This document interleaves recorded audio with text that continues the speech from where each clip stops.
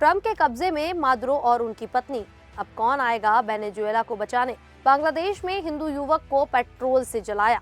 Trump की चेतावनी पर बरस पड़ा ईरान। सऊदी अरब ने यमन में बरसाए बम। नमस्कार, मेरा नाम है शालिनी और आप देख रहे हैं द न्यूज़ 15। स्वागत है आपका हमारे खास प्रोग्राम दुनिया के हालचाल में। चलिए नजर डालते हैं इन बड़ी खबरों पर विस्तार से। वेनेजुएला पर हुए हमले के बाद अब अमेरिका की पहली आधिकारिक प्रतिक्रिया सामने आ गई है। अमेरिकी राष्ट्रपति डोनाल्ड ट्रंप ने अपने social media platform truth social पर पोस्ट करके इस सैन्य कार्रवाई की पुष्टि की है। ट्रंप के अनुसार अमेरिका ने शनिवार रात वेनेजुएला की राजधानी काराकास समेत 4 बड़े शहरों में हमले किए। इन शहरों में काराकास, मिरांडा, अरागुआ और ला ग्वायरा शामिल है, जहां सैन्य ठिकानों को निशाना बनाया गया। ट्रंप ने एक बड़ा और चौंकाने वाला दावा करते हुए कहा कि वेनेजुएला के राष्ट्रपति निकोलस मादुरो को उनकी पत्नी के साथ गिरफ्तार कर लिया गया है और देश से बाहर ले जाया गया है। उन्होंने ये भी बताया कि इस पूरे ऑपरेशन की जानकारी देने के लिए आज सुबह 11 बजे मारे इलाकों में एक प्रेस कॉन्फ्रेंस की जाएगी। अमेरिका ने बताया कि ये ऑपरेशन बेहद गोपनीय तरीके से अमेरिकी कानून प्रवर्तन एजेंसियों के साथ मिलकर किया गया। वहीं हमले के बाद मादुरो ने बयान जारी कर कहा कि वेनेजुएला इसका करारा जवाब देगा और पूरे देश में इमरजेंसी घोषित कर दी गई है। मादुरो का आरोप है कि अमेरिका वेनेजुएला के तेल और खनिज संसाधनों पर कब्जा करने के लिए तख्तापलट करना चाहता है। गौरतलब है कि अमेरिका और वेनेजुएला के बीच लंबे समय से तनाव चल रहा है। अमेरिका ने वेनेजुएला के आसपास समुद्र में अपने सैनिक, विमान और युद्धपोत तैनात कर रखे हैं और ड्रग तस्करी के नाम पर कई हमले किए जा चुके हैं। इस घटना के बाद दोनों देशों के बीच टकराव और बढ़ता दिख रहा है। तो वहीं अब सबसे बड़ा सवाल यही है कि अगर अमेरिका पूरी ताकत से हमला करता है तो वेनेजुएला की मदद के लिए कौन आगे आएगा? सबसे पहले बात रूस की करें तो दोनों देशों के रिश्ते लंबे समय से अच्छे रहे हैं। रूस ने वेनेजुएला को आर्थिक मदद दी है, हथियार दिए हैं और अंतर्राष्ट्रीय मंचों पर मादुरो सरकार का समर्थन किया है।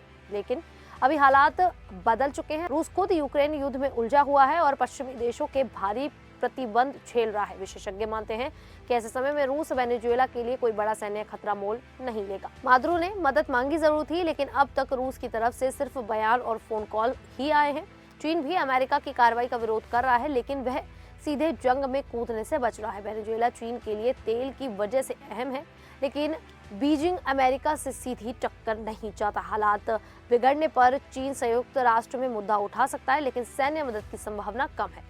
कोलंबिया ने खुलकर वेनेजुएला का समर्थन किया है और संयुक्त राष्ट्र में आपात बैठक बुलाने की मांग की है। इससे अंतर्राष्ट्रीय दबाव जरूर बनेगा। वहीं ईरान खुद अंदरूनी संकट से जूझ रहा है, इसीलिए उसकी मदद सीमित रह सकती है। क्यूबा वैचारिक रूप से साथ है, लेकिन कमजोर अर्थव्यवस्था उसे बड़े संघर्ष से रोकती है। कुल मिलाकर वेनेजुएला को फिलहाल मजबूत सैन्य सहारा मिलता नहीं दिख रहा है। तो वहीं बांग्लादेश में अल्पसंख्यक हिंदुओं पर हमले लगातार बढ़ते जा रहे हैं। हाल ही में 50 वर्षीय हिंदू व्यापारी घोकन चंद्र दास की अस्पताल में इलाज के दौरान मौत हो गई। कुछ दिन पहले रात में दुकान बंद कर लौटते समय उन पर हमला किया गया था। हमलावरों ने उनका ऑटो रोककर धारदार हथियार से हमला किया, फिर पेट्रोल डालकर उन्हें जिंदा जला दिया।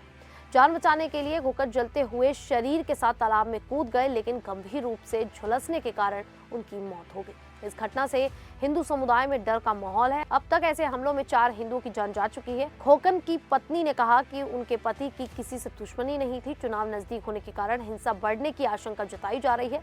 इन घटनाओं ने बांग्लादेश में अल्पसंख्यकों की सुरक्षा पर बड़े सवाल खड़े कर दिए हैं। तो वहीं ईरान में बढ़ती महंगाई और मुद्रा रियाल की गिरावट के खिलाफ पिछले कुछ दिनों से लोग सड़कों पर प्रदर्शन कर रहे हैं। इन प्रदर्शनों में अब तक कई लोगों की मौत हो चुकी है।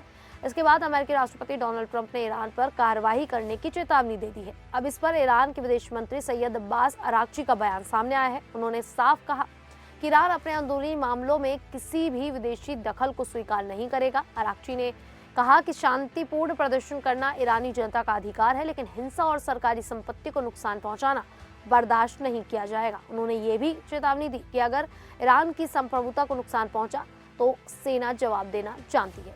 ईरानी मीडिया के मुताबिक हालिया झड़पों में 3 लोगों की मौत हुई है और कई सुरक्षाकर्मी घायल हुए हैं। सरकार का कहना है कि आर्थिक संकट की बड़ी वजह अमेरिका के लगाए गए कड़े प्रतिबंध हैं, जिनसे रियाल कमजोर हुआ और महंगाई बढ़ी है। तो वही यमन में अब 2 मुस्लिम देशों सऊदी अरब और यूएई के बीच टकराव खुलकर सामने आ गया है। सऊदी अरब ने यमन में यूएई समर्थित लड़ाकों पर हवाई हमले किए हैं, जिसमें 20 से ज्यादा लड़ाके मारे गए। ये हमले सऊदी नेतृत्व वाले गठबंधन ने साउदर्न ट्रांजिशनल काउंसिल के ठिकाने पर किए एसटीसी को यूएई का समर्थन हासिल है और यह संगठन दक्षिणी यमन को अलग देश बनाना चाहता है।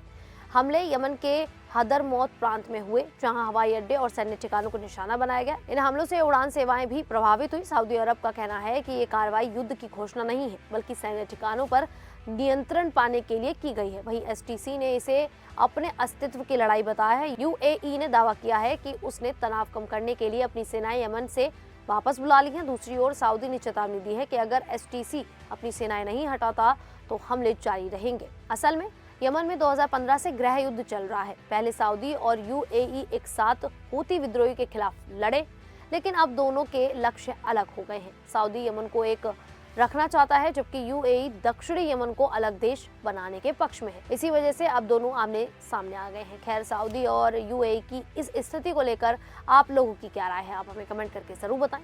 अभी के लिए इतना ही, फिर हाजिर होंगे ऐसी ही देश और दुनिया जुड़ी बड़ी खबरों के साथ। तब तक के लिए देखते रहिए द न्यूज़ 15।